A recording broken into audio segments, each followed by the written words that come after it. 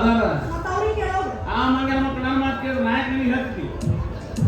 ಅವ್ರು ಕೇಳಿಲ್ಲ ಒಬ್ಬರು ಯಾರು ಸಿಟಿ ಬರ್ತೀವಿ ಇಟ್ಟಿಟ್ಟು ಸಿಟ್ಟು ಬರೋದು ಈಗಿನ ಹೋದ ಪದ್ಧತಿ ಅನ್ನೋದು ಹಂಗೆಲ್ಲ ದಾರಿ ಕೊಡಬಾರ್ದು. ಏನೇನೋ ಆಚೆ ಕೇಳಿ ನಾ ಹೇಳೋಕೆ ನೀವು ಮಾಡ್ತಲ್ಲ ಕುಣಿಬಾರ್ದು ಅಂತ ಹೇಳಿದ್ರೆ ಅದಕ್ಕೊಂದು ವೇದಿಕೆ ಇರುತ್ತೆ, ತಲೆ ಕುಣಿಬೇಕು. ಪಪ್ಪ ಹೇಳೋದು ಕರೆಕ್ಟು. ಯಾವ ಪಪ್ಪಲ್ಲಿ ನೋಡ ಹೇಳಲಿಲ್ಲ, ಅದಕ್ಕಂತ ವೇದಿಕೆ ಇರ್ತದ, ಅದಕ್ಕಂತ ಇನ್ಸ್ಟಾಗ್ರಾಮ್ ಇರ್ತದ, ಯೂಟ್ಯೂಬ್ ಚಾನಲ್ ಇರ್ತದ. ಮುಗಿಸ್ತೀನಿ ನಿಂದ ಯೂಟ್ಯೂಬ್ ಹೇಳೋದು ಗೊತ್ತಾಗ್ತ ನನಗೆ. ಕುಣಿಬಾರ್ದು. ನೀನು ನೋಡು ಎಷ್ಟೋ ವರ್ಷದಿಂದ ಆ ಕಲೆಯನ್ನು ಕಲ್ತಿರ್ತೀನಿ. ಎಲ್ಲೇ ಹೇಳ್ಕೊಂಡು ಜನ ₹1 ₹2 ಹೋಗೋದು ಹೋಗ್ತಾರೆ. ಏನೋ ಭಿಕ್ಷಿಕೆ ಅಂತ ಹೇಳ್ಕೊತಾರೆ. ನಿಮ್ಗೆ ಯಾಕೆ ಏನು ಗೊತ್ತಾಗ್ತ ಅಂದ್ಕೊಂಡಿದ್ದರೆ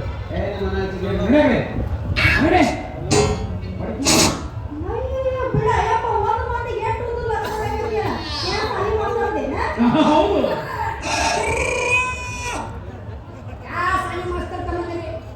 ಶಾಲೆ ಮಾಸ್ತರ್ ಅಲ್ಲವ ಇವ ಹಳ್ಳ್ಯಾಗ ನಾಟಕ ಕೆಲ್ಸಕ್ಕೆ ಹೋಗ್ತಾನ್ರಿ. ಅವರೆಲ್ಲ ಮಾಸ್ತರ್ ಅಂತಾರಲ್ರಿ, ಅದಕ್ಕೆ ಪೋಸ್ಟ್ ಮೇಂಟೈನ್ ಮಾಡ್ತಾನೆ. ನೀವ್ಯಾರು? ಅವ್ರ ಕುಲಪುತ್ರ. ನಿಮ್ದು ಆಗೈತಿ ಮದುವೆ? ಡೈರೆಕ್ಟ್ ಇಲ್ಲ. ಆಗೈತಂದ್ರೆ ಏನಾದ್ರೂ ಇಲ್ಲನ್ರಿ. ಆಗಿಲ್ಲ ಅಂದ್ರೆ ಹುಡುಗರು ನೋಡಿ ಮದುವೆ ಮಾಡ್ತಾ ಇದ್ದೇನಾ? ಈಗ ಶಕ್ತಿ ನಿನ್ನಲ್ಲಿಲ್ಲ.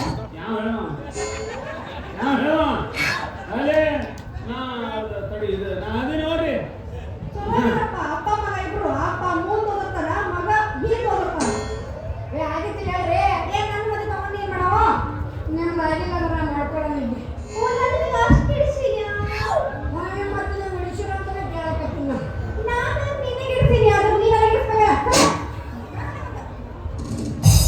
ರೀ ಮಾಸ್ತರ ಹೇಳ್ರಿ ಮಗನಿಗೆ ಹೋಗೋಬರೋ ದಾರ ಹುಡುಗಿದ್ರೆ ನನ್ನ ಮದುವೆ ಆಗಕತ್ತಂದ್ರೆ ಇವ್ರು ಕೈ ಕಾಲು ಮುರಿದು ನಾಯಿ ಹಾಕ್ತಾನೆ ಹೇಳ್ರಿ.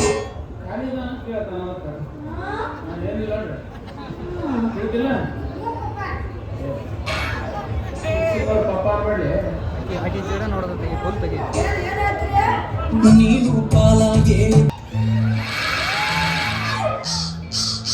ಎಷ್ಟು ಬಾರಿ ಅದಲ್ಲ ಮಾರಯ್ಯ. ಎಷ್ಟು ಚಂದದಳು. ಈಕೆಲ್ಲ ಮದುವೆ ಆಗಿ ನಮ್ಮ ಮನೆ ಕಾಲಿಟ್ರಂದ್ರೆ ನಮ್ಮ ಮನೆ ಅದೃಷ್ಟನೂ ಅದೃಷ್ಟ. ಹೌದು, ಈಗೇನು ನಮ್ಮ ಮನೆ ಕಾಲಿಟ್ಟು ನಮ್ಮ ಮನೆ ಅದೃಷ್ಟನ ಅದೃಷ್ಟ. ಯಪ್ಪ ನಿನ್ನ ಸೊಸಿ ಸಿಕ್ಕಳು ನೋಡು ಮಗನ, ನೀನು ಚಿಗವ್ ಸಿಕ್ಕಳು ನೋಡು.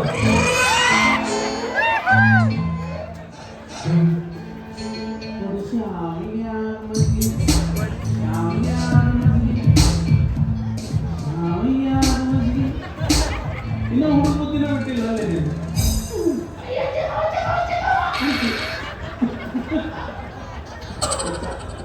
ನೋಡಪ್ಪ, ಅಂತೂ ದೇವ್ರು ನನ್ನ ಮೇಲೆ ಕಾಣಬಿಟ್ಟ. ಅವ್ರಿಗೆ ನನ್ನ ನೀವು ಮಾಡೋದು. ನೀವು ಹುಟ್ಟಿದ್ಕೊಂಡು ನೀವು ನೋವು ಕೊಟ್ಟದವ್ರು ಬಿಟ್ಲಪ್ಪ. ಅವತ್ತಿಂದ ಇವತ್ತಿನವರೆಗೂ ನಿನ್ನ ಸಾಕುವ ಉದ್ದೇಶಕ್ಕೆ ಇನ್ನೂ ಮದುವೆನೇ ಆಗಿಲ್ಲ. ನಾನು ಮಳೆಗಾಲ ಚಳಿಗಾಲ ಹೆಂಗೆ ಕಳೆದಿನೋ ಏನೋ ನನಗೆ ಗೊತ್ತು. ನಿಮ್ಮ ಚಿಗವ್ ಸಿಕ್ಕ ಸಂತೋಷಕ್ಕೆ ದೇವ್ರ ಮುಂದೆ ತುಪ್ಪತಿ ಪಾಪು. ಕಾಡಿಬೇಡಿ ಕಾಡಿಬೇಡಿ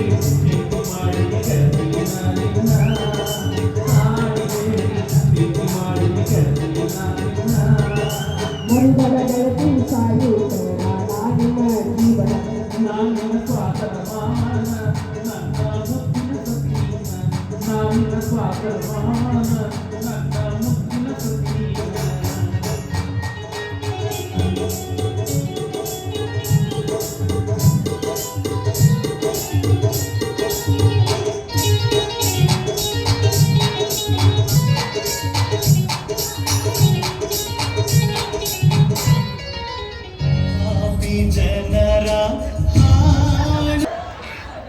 ನಾವು ನಮ್ಮ ಮನೆ ಬರೋಕ್ಕೆ ನಮ್ಮ ದಕ್ಕಿಸಿರ್ಬೇಕನ್ನೋದಕ್ಕೆ ನಮ್ಮ ಅಪ್ಪ ಕೈ ಹಾಕಿದ. ತಂದೆ ಸೊಸಿ ಸಿಕ್ಕಳ ನಾಯ್ತೀನಿ ಜೋ ಸಿಕ್ಕಳ ಅಂತಾನೆ. ಹೆಂಗಾದ ಕೆಲಸ ಆಗಲಿಲ್ಲ. ಹೆಂಗಾರ ಮಾಡಿ ಹುಡುಗಿ ಪಟಾಯಿಸ್ಬೇಕು ನಾವು. ಯಾರ್ಯಾರ ಕಲ್ಲು ಎಲ್ಲಿ ಹೇಳು, ಯಾರ್ಯಾರು ನಾವು ಎಲ್ಲಿ ಹೇಳು.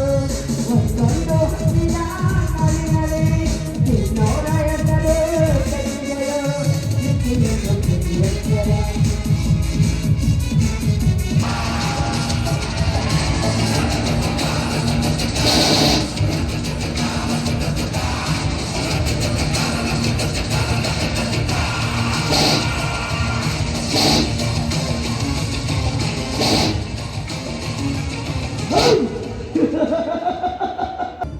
ಆದ್ರೆ ನಾನು ಚತುರ್ದಶಕ ಭುವನ ಭಯಂಕರನಾದ ಲಂಕೇಶ್ವರನಾದ ಪ್ರಭುತ್ವ ರಾವಣ.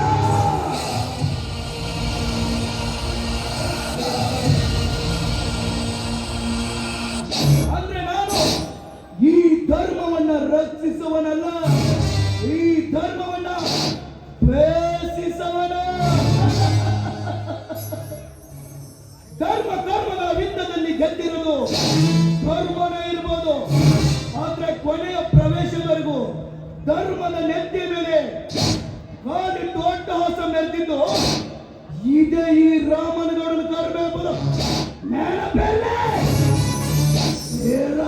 ಬೇಕಾ. ಸಂಕಿನ್ಯಾಗ ದೊಡ್ಡವ ಈ ರಾಮೇಗೌಡ, ದೌಲತ್ನ್ಯಾಗ ದೊಡ್ಡವ ಈ ರಾಮೇಗೌಡ, ರೊಕ್ಕದಾಗ ದೊಡ್ಡವ ಈ ರಾಮೇಗೌಡ.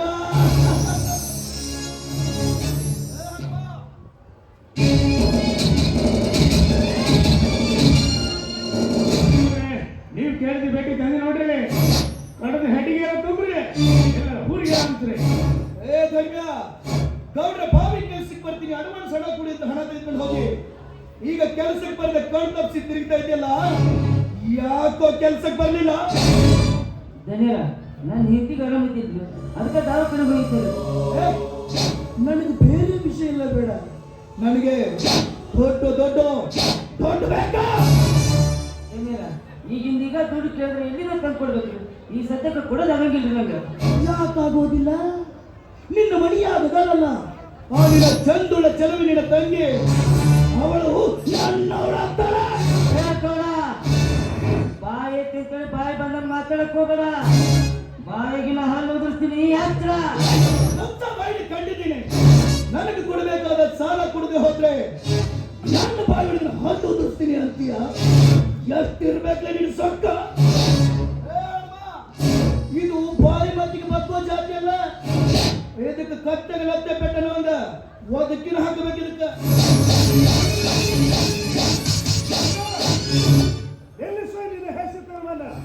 ಪಾಪ ಆ ಬಡಪಾಯಿ ಮೇಲಕ್ಕೆ ಏನಿದೆ ದೌರ್ಜನ್ಯ? ಶಿವಕಾಂತ, ನೀನು ಈ ವಿಷಯದಲ್ಲಿ ತಲೆ ಹಾಕಬೇಡ. ಇದನ್ನು ನನ್ನ ಕೊಡ್ತಾ ಇರೋ ಮೊದಲನೇ ಎಚ್ಚರಿಕೆ. ಈ ಮನೆಯಲ್ಲಿ ನಾವಿಬ್ಬರು ಅಣ್ಣ ತಮ್ಮಂದಿರನ್ನು ಈ ಮನೆಯಲ್ಲಿ ಏನೇ ಅನ್ಯಾಯ ನಡೆದ್ರು ಅದನ್ನು ಸಣ್ಣ ಮಾಡುವ ಹಕ್ಕು ನಮಗೂ ಇದೆ ಅನ್ನುವ ನೆನಪಲ್ಲಿ. ಹಾಗಾದ್ರೆ ಇವ್ರು ಕೊಡಬೇಕಾದ ಸಾಲನ ಮಣ್ಣು ಮುಚ್ಚಿದ್ರು ನಾನು ನೋಡ್ಕೊಂಡು ಸುಮ್ಮನೆ ಇರ್ಬೇಕಾ? ಬರ್ತಾನೆ ಬಿಡು, ಇಂದಲೂ ನಾಳೆ ಹಣ ಕೊಟ್ಟು ಮುಟ್ಟಿಸ್ತಾನೆ. ಒಂದು ವೇಳೆ ಆ ಬಡಪಾಯಿಗೆ ಕೊಡಕ್ಕಾಗದಿದ್ರೆ ನಮ್ಮ ಮನೆಯಲ್ಲಿ ಹಾಳಾಗಿ ದುಡ್ದಾದ್ರೂ ಮುಟ್ಟಿಸ್ತಾನೆ. ಅಣ್ಣ, ಬಡವರ ಪಾಲಿಗೆ ನಾವು ಅಕ್ಷಯ ಪಾತ್ರ ಆಗಬೇಕೇ ವಿನಃ ದೊಡ್ಡ ಅನ್ನವನ್ನು ಕಸಿದುಕೊಳ್ಳುವ ವಂಚಕರಾಗಬಾರದು. ಅಕ್ಷಯ ಪಾತ್ರ ಆಗ್ಬೇಕು. ಹೆಚ್ಚಾಧಿಕಾರಿ ಅಕ್ಷಯ ಪಾತ್ರ ಆಗ್ಬೇಕಾ? ದೊಡ್ಡ ಸಾಲ ಕೇಳಕ್ ಹೋದ್ರ ನನ್ನ ಬಾಯಿಯೊಳಗಿನ ಹಳ್ಳ ಕೇಳ್ತೀನಿ ಅಂತ ಇಂಥವ್ರು. ಶ್ರೀಮಂತರ ಬಾಯಿಯೊಳಗಿನ ಹಲ್ಲು ಮುರಿಯುವ ಶಕ್ತಿ ಪಾಪ ಬಡಪಾಯಿಗೆ ಎಲ್ಲಿಂದ ಬರಬೇಕು? ಸರಿ, ಇವನಿಂದ ಏನಂತ ಅಪರಾಧವಾಗಿದೆ? ಅಪರಾಧ ಗೌಡ್ರೆ, ನಿಮ್ಮ ಬಾವಿ ಕೆಲಸಕ್ಕೆ ಬರ್ತೀನಿ, ಅಡ್ವಾನ್ಸ್ ಹಣ ಕೊಡಿ ಅಂತ ತೆಗೆದುಕೊಂಡು ಹೋಗಿ. ಈಗ ಕಣ್ಣು ತಪ್ಪಿಸಿ ತಿರುಗ್ತಾ ಇದ್ದಾನ. ಬೇಕಾದ್ರೆ ನೀನು ಹೇಳವನನ್ನ. ಧರ್ಮಣ್ಣ, ನಮ್ಮ ಅಣ್ಣ ಹೇಳ್ತಾ ಇರೋ ಮಾತು ನಿಜಾನ? ನಿಜ ಧನ್ಯರ, ಇಟ್ಕೊಂಡು ಹೋಗಿದ್ದು ನಿಜ. ಆದ್ರೆ ನಿಮ್ಮ ಅಣ್ಣವರು ನಮ್ಮ ಅಣ್ಣವರು ನೀನೇ ನಂಬಬೇಕಾಗಿಲ್ಲ. ಕಾಣೋದಕ್ಕೊಬ್ಬಿದ್ರೆ ಕಾಯೋದಕ್ಕಾಗಿ ಭಗವಂತ ಇನ್ನೊಬ್ಬರನ್ನ ಸೃಷ್ಟಿ ಮಾಡೇ ಇರ್ತಾನೆ. ಅದು ಮೊದಲೇ ಕೊಳಚೆ. ಕಲ್ಲೊಗೆದ ಮಾರಿ ಸುಡಿಸೋದು ಒಳ್ಳೆಯದಲ್ಲ. ಬಗಳ ನಾಯಿ ಯಾವತ್ತೂ ಕಚ್ಚೋದಿಲ್ಲ, ಕಚ್ಚೋ ನಾಯಿ ಯಾವತ್ತೂ ಬಗಳೋದಿಲ್ಲ. ಹೇಳಿ, ಏನು ವಿಷಯ? ನಿಮ್ಮ ಅಣ್ಣವರು ನಾನು ಹೇಳ್ತೀನಿ, ನಿಮ್ಮ ಹೊಲದ ಕೆಲಸಕ್ಕೆ ಬಂದಾಗ ಅಕ್ಕಿ ಮೇಲೆ ಬಲತ್ಕಾರ ಮಾಡ್ಬಿಟ್ಟು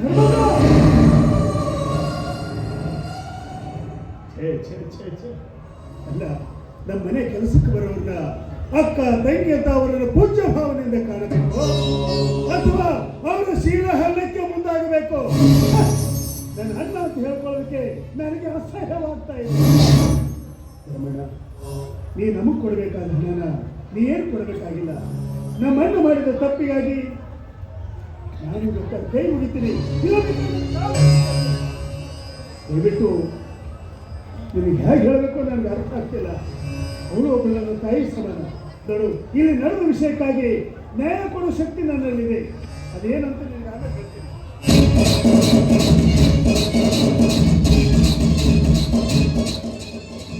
ಧನ್ಯರ ಎಷ್ಟು ತಿಂದು ಹಂದಿ ಹಂಗ 100 ವರ್ಷ ಬಾಳಕ್ಕಿಂತ ನಿಮ್ಮ ತಮ್ಮವರು ನಂದಿ ಹಂಗ ಶಿವನ ಮುಂದ 3 ದಿನ ಬದುಕಿದ್ರೆ ಸಾಕ್ರಿ.